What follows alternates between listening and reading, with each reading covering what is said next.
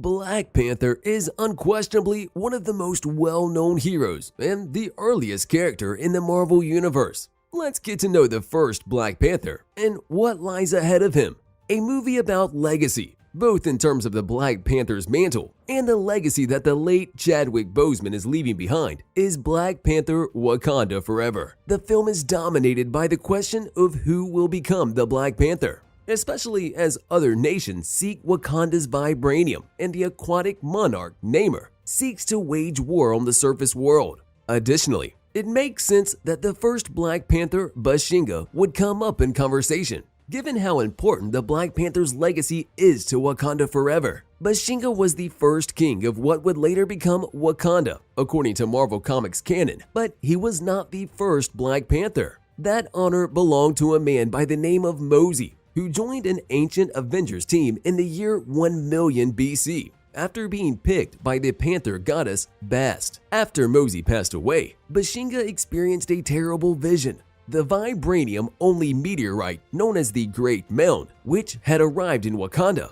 was brimming with massive energies that it had gathered on its journey through space. That energy would soon set off a catastrophic chain of events. Bashinga forged the spear and the sword Skybreaker from pure vibranium in order to halt the domino effect. The extra energy was then absorbed into the weapons, which he then threw deep into Wakanda's core. This heroic act prompted the people of Wakanda to crown him the next Black Panther and their first king. In the first Black Panther, Njobu tells his son N'Jadaka about the beginnings of Wakanda.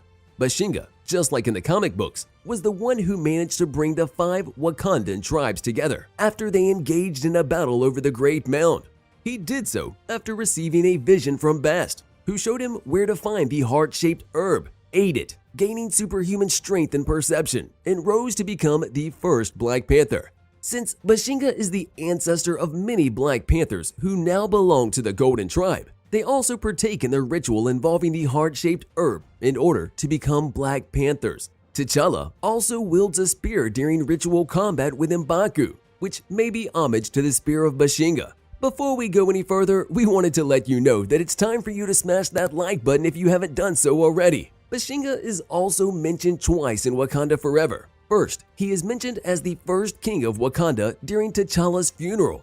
His Black Panther suit, as well as his spear and sword, are buried alongside the former king of Wakanda. Then, he is mentioned when discussing Namor's kingdom of Talakan's access to vibranium, which calls into question every legend and myth that the people of Wakanda followed. Bashinga's legend has been an important part of the Black Panther mythos and will undoubtedly remain so if a third film is made. After the release of Black Panther 2, fans began requesting a sequel to Wakanda's first Black Panther, and they want Ryan Coogler to make it a reality. The director is a potential candidate for the third Black Panther film.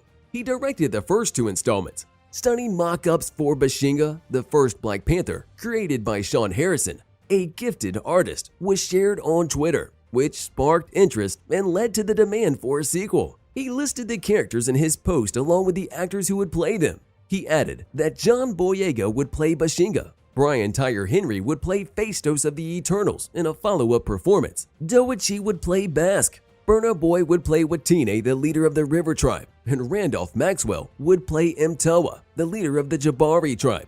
At the time of writing, the post had 87.6 thousand likes and 13.9 thousand retweets. There have been numerous comments from fans expressing their joy at seeing this concept become a reality. It's interesting to note that Ryan Coogler is allegedly working on a Black Panther spin-off film with a Wakanda setting. Nate Moore, the producer of Black Panther, recently revealed that the film has been put on hold because Ironheart and Black Panther 2 have taken up most of the production's team's time. Hopefully, Marvel gives this idea some thought and decides it's worthwhile. The king of Wakanda, Bashinga, was a skilled martial artist and one of Wakanda's top soldiers. Additionally, he had a sizable political influence over both the people of Wakanda and his own nation. Under his rule, all but one of Wakanda's tribes were united. It established a confederation that persisted for a very long time. The Golden Tribe, who were Bashinga's descendants, kept Wakanda under their control after he passed away. The bloodline is mystically linked to the panther goddess Bast and is also relatively immune to the poisonous components of the heart-shaped herb. Anyone can vie for the throne, but only one person is worthy enough to consume the heart-shaped herb and survive. Given that Wakanda was an isolated nation for a significant portion of its history, many Wakandians share a small amount of royal blood to survive the herb. As a result, if a citizen succeeds in a challenge and has sufficient royal ancestry, they may survive the process of becoming a Black Panther. The title of Black Panther is typically passed down from generation to generation, primarily to the firstborn of each generation. When the previous ruler resigns or passes away, the Black Panther takes over as ruler of Wakanda. In T'Challa's case, his father's murder elevated him to the positions of king and protector, requiring him to fulfill both roles while juggling their respective responsibilities. The custom dates back to the time when Bashinga, the Black Panther, served as the country's king and protector before having to hand it off to his firstborn. The members of the Golden Tribe, which includes T'Challa, his parents T'Chaka and Ramonda, his sister Shuri, and his son T'Challa II, are Bashinga's heirs and descendants. Ramonda was only related to the original Black Panther through marriage, but this establishes a clear connection between the former and present Black Panthers. Therefore, T'Chaka, not the mother of the two heirs, is a Bashinga descendant. Even though Eric Killmonger's place in the family tree was largely disregarded for the majority of his life, he was a member of this bloodline. The Black Panther title has been passed down through the family since Bashinga's rule. The Guardians of Wakanda must be worthy of the position though, so they must first earn it.